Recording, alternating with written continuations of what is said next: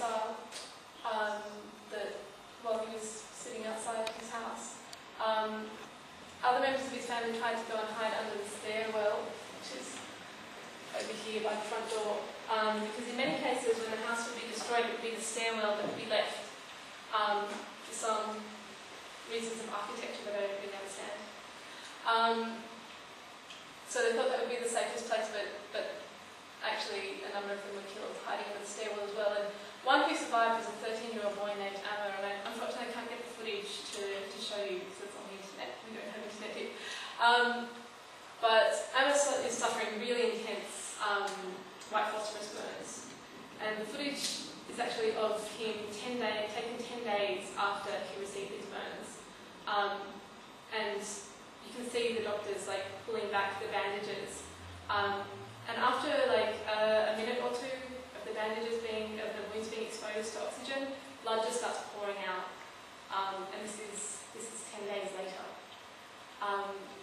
The way the white phosphorus actually works as when it comes into contact with humans is that it burns and can continue to burn all the way through to the bone. Once it gets to the bone, it can actually then spread, the poison can spread through the body. And actually a lot of patients can end up dying like some months later from organ failure because of the poisons. So, this.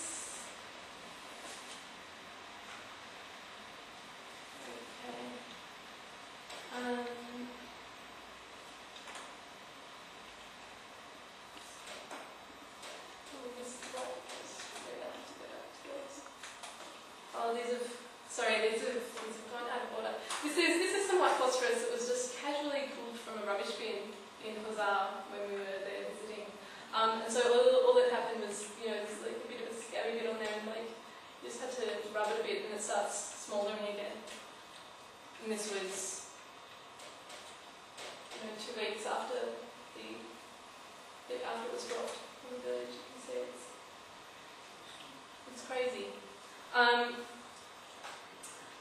So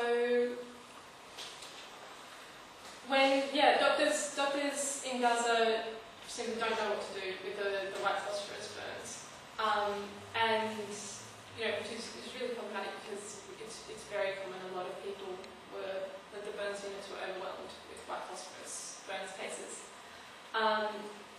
This is compounded by the fact that no one knows exactly what's in the white phosphorus compound. So I've been advised by some doctors that this is not just white phosphorus, because white phosphorus on its own is apparently quite volatile. In order to stabilise it so that it makes an effective weapon, there needs to be other things added to it, and no one knows what those other things that have been added to it, like what exactly is in this.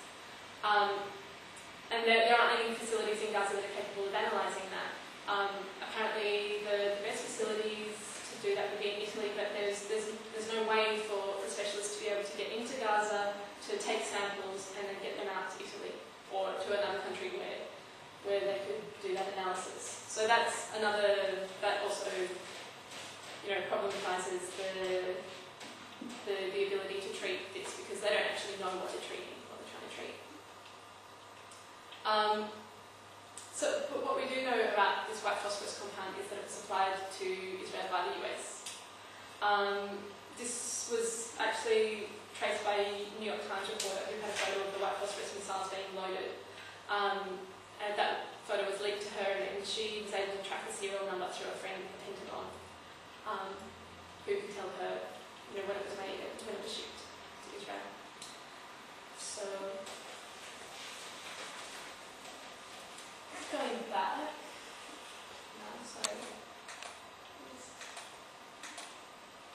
so this is another part of the village of Gaza, and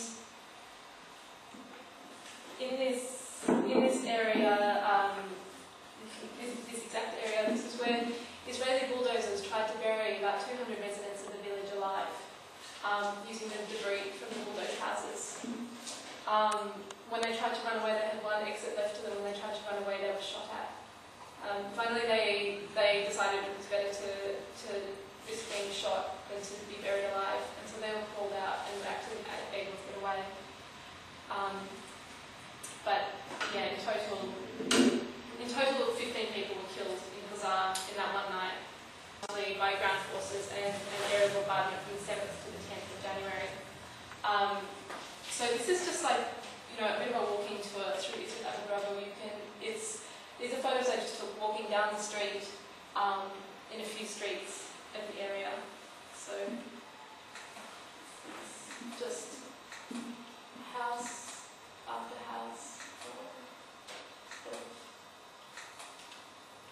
This is actually a sewage truck. That because the service trucks and service facilities aren't able to get through the borders, they actually having to use this sewage truck, which was funded by Sweden, to supply water to people, drinking water. So in this house you can see this house has been occupied by Israeli soldiers, these two holes here. Some holes. So they're really common holes that are made in buildings but then used as sniping posts. You see, like this is also something that's really common to see around Gaza. The main road running through Gaza, especially when you're heading up north, like every house just covered in sprays of bullets. It just continues. There's actually a family still living in this house here. This is them.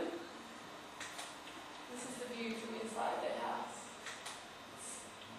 That's the other side of their house. This was struck by an F-16 bomb.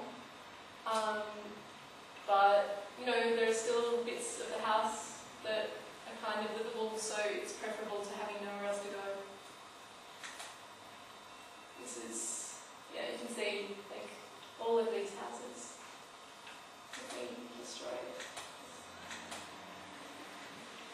This is the house of the Abu Ghraib family, whose daughters. It was a very famous story. It received a lot of news coverage.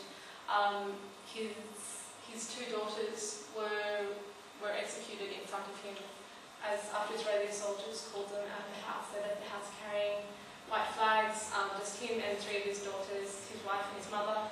And as they stood there for a couple of minutes, waiting for the soldiers to tell them what to do, and then one soldier just popped out of the top of a tank and executed two of his daughters in front of him.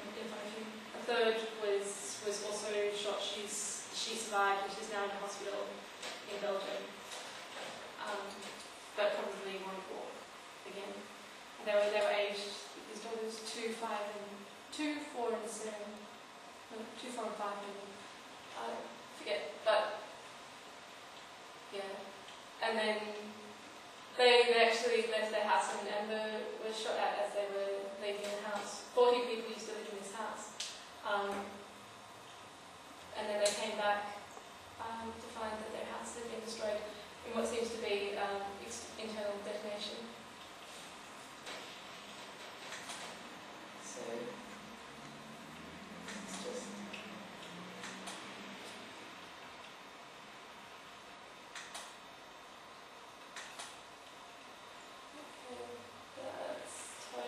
I'm so sorry, these were in order when I put them together last night. Okay, so this is just a bomb crater. I'm just walking, it's just taking a photo every second. You can see this